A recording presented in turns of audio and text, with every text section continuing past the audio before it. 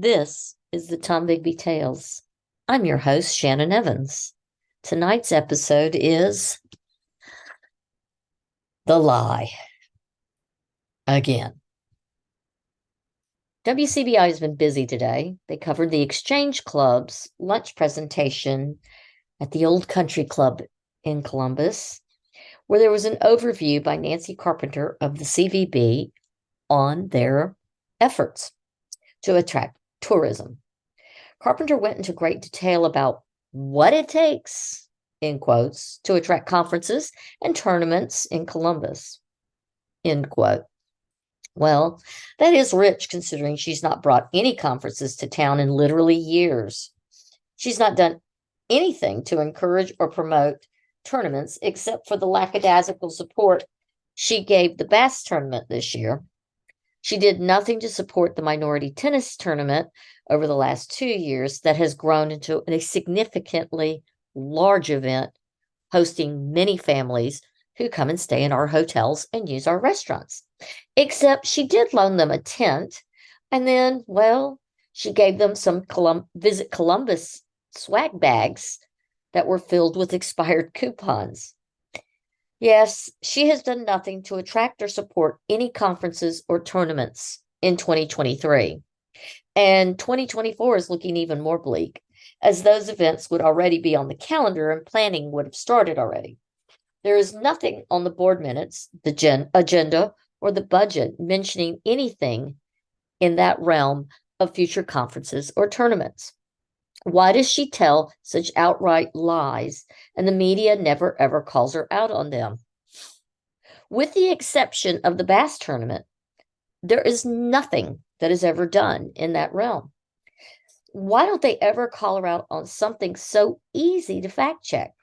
Carpenter told the club that she thinks they're doing a great job in this arena. In what world is she doing a great job in that arena? Carpenter then went on to say that they, the CVB, are constantly, quote, working to get the word out, end quote. Again, what? Where? How?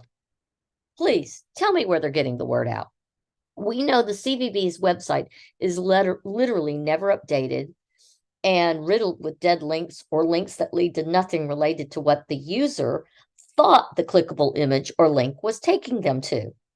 And if it is updated, it is usually only after this podcast, the Tom Bigby Tales, brings it to their attention.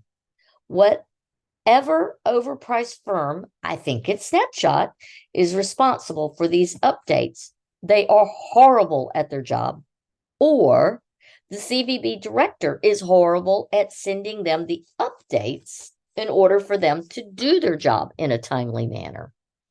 That frankly does not surprise me because it's evident how the director waits until the last minute on everything anyways. Then, of course, there's the abandoned Facebook page. One of the easiest paths to potential visitors is through social media. And the Facebook page has not been touched since June 29th, as previously reported. Still nothing. So many opportunities squandered in the social media realm. Why? She could have at least finished posting for the 4th of July event with Chapel Hart. And it would have been the perfect, inexpensive site to let the arts and antique visitors know where to go since her venue, FUBAR, happens so close to the event. And what better way to promote the event than photos of the venue and the art and the jewelry and the carpets and the antiques, etc., etc. Tell me again how the CVB is getting the word out. Again, why is WCBI printing this dribble and then allowing her to say it on film?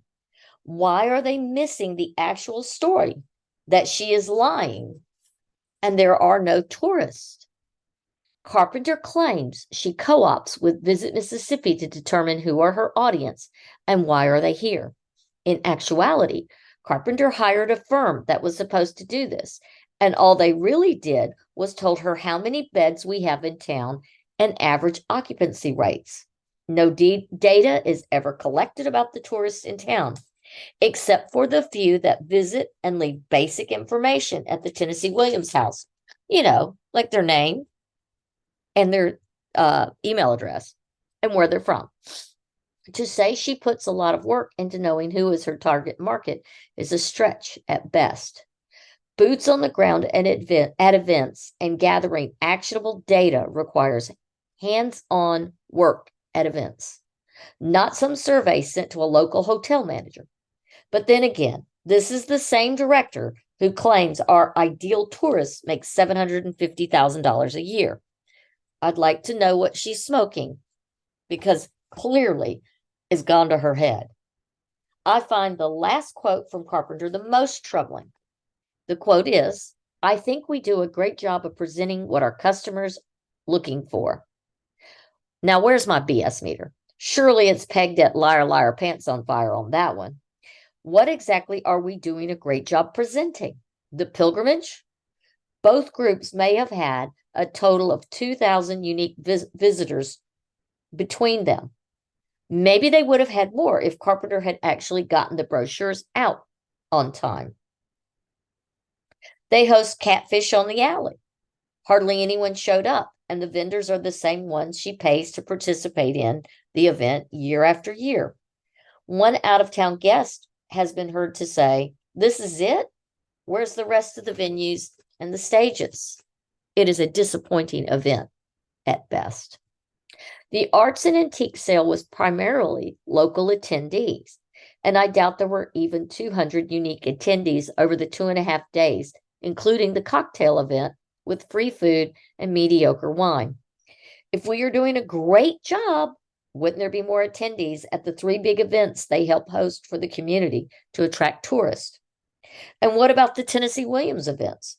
It would seem that as the person who claims to have been instrumental in preservation and restoration of his home in 2010, that more effort would be made at celebrating his life and contributions by the CVB's director by promoting and supporting the Tennessee Williams tribute events in town. Historically, the tribute events have drawn people from all over the world. However, in recent years, it has been in significant decline. It is a great tourism potential that the CVB should be partnering with the tribute group and actively promoting their events. The Wasselfest is coming up soon, and it is also another event that always draws in plenty of out-of-town visitors, and it is hosted by Main Street. But again, the CVB does little to support Main Street by helping promote this event. This is not only disappointing, but outright ridiculous. We should be partnering in this town. We are a small town. Our CVB and our Main Street should find a way to be able to work together. However, Carpenter does not like to work with Main Street. When is the general public, the people whose tax dollars are wasted on Carpenter's salary, car stipend, and memberships to every perk-laden tourism group in the state, going to stand up to her lies and call her out? When is the press going to ask Carpenter for the proof behind her claims? When is this town going to demand her replacement? Sooner than later. Can we afford to let her continue to spend our hard-earned tax dollars and have nothing to show for it but $6,000 in catering bills and more building repairs for an unadvertised event before she goes out the door? When are the people of Columbus going to stand up and yank the CVB director's door keys from her clutches? This is Shannon Evans and the Tom Bigby Tales.